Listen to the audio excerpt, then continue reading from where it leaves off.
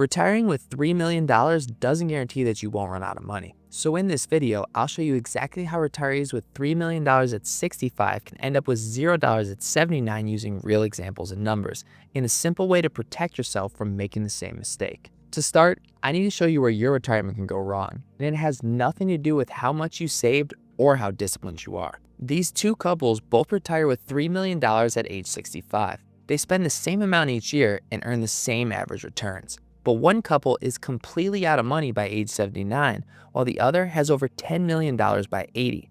And this might sound impossible, but let me show you how this can happen using actual returns from the Dow Jones. This shows the Dow's returns from 1966 to 1997. And at first glance, the returns look strong, and it looks like a great time to retire. But there's one key detail that many retirees miss. In the first half, the market was mostly flat and choppy. Then in the second half, that's where all the growth showed up. So even though the market went up over the entire period, the first and second half looked completely different. So what does this mean for our two couples and for your retirement? Well, couple A retired in 1966 and received this exact sequence of returns. While the market goes sideways, they're taking money out to pay the bills. And because of this, they're completely out of money by age 79. But for couple B, we take those exact same returns and flip the first half and the second half. So now the strong growth happens early and the flat stretch is at the end. And because of this, they have over $10 million by age 80 and finish retirement with over $4 million. So if you retire at age 65 with $3 million, it doesn't guarantee that you won't run out of money. Even if you have strong average returns, what matters is when those returns happen. But if you can't control the market, how do you keep a drop at the wrong time from making you run out of money? It comes down to protecting against two risks, which you can see on this chart. The red area is the retirement danger zone. Right before you retire, a big drop can mean you don't have enough to retire on time. Then right after you retire, a drop plus withdrawals can permanently drain the portfolio. And right at retirement, you have both of those risks stacked on top of each other. So to protect yourself, you want to invest your portfolio to give you the most protection when you're facing the most risk. And the simple way to do that is with a bond tent. Here's how it works. This orange line here shows how much of your portfolio is invested in bonds and other safer assets. As you approach retirement, you gradually build that safer bucket. And as you get into the highest risk window right around retirement, you increase it more. So you build a bigger cushion. Then right at retirement, the bond allocation peaks. That's the top of the tent.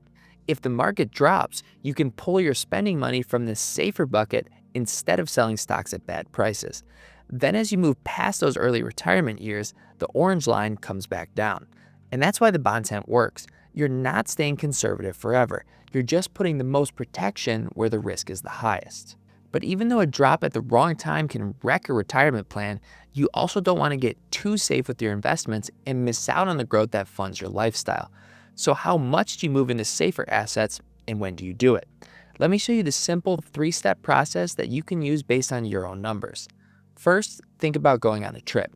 If you're going somewhere you already have everything you need, you pack light. But if you're living out of your suitcase for a month, you'll need to pack a lot more. In retirement, knowing what you'll spend is like knowing what to pack. You'll never know how much you need to protect until you know how much you plan to spend, especially in those early years. So step 1 is to get clear on your spending.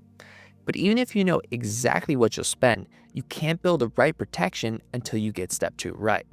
Let's say we have two couples and both want to spend $100,000 each year.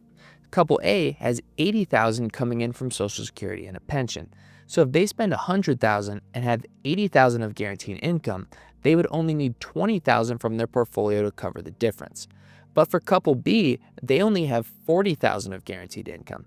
So even though they're spending the same amount, they need to take out $60,000 from their portfolio to cover the gap. And because couple B is relying on the market for a much bigger piece of their paycheck, they need more protection against a drop. So step 2 isn't just what do you want to spend, it's what does your portfolio need to cover. Then step 3 answers the big question. How much money do you keep safe and how much stays invested? Well, there's one simple rule you can use to make that decision. This chart shows every bear market of the S&P 500 since 1950 and how long they took to get back to break even. In some of the worst cases, it took around 5 years. So if you want to avoid selling stocks while they're down, you need to keep 5 years of portfolio withdrawals invested in safer assets. That way, you can spend from the safe bucket while the stocks recover. So for couple A, who needs $20,000 a year to cover their spending, they might only need $100,000 in safer assets. But for couple B, who needs $60,000, they need closer to $300,000. So step 3 is the 5-year rule. Set aside 5 years of portfolio withdrawals in safer assets. This is how you can keep spending through a downturn without selling stocks at bad prices. But even though the rule is simple, the tricky part is when you build that 5-year buffer.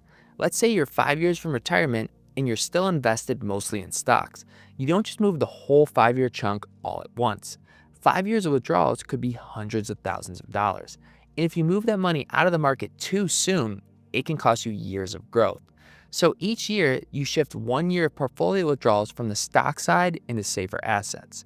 So by the time you retire, you've built a 5-year paycheck in safer assets without sacrificing growth too soon. And once you do retire, you don't just set it and forget it. You keep adjusting based on what your portfolio has to cover.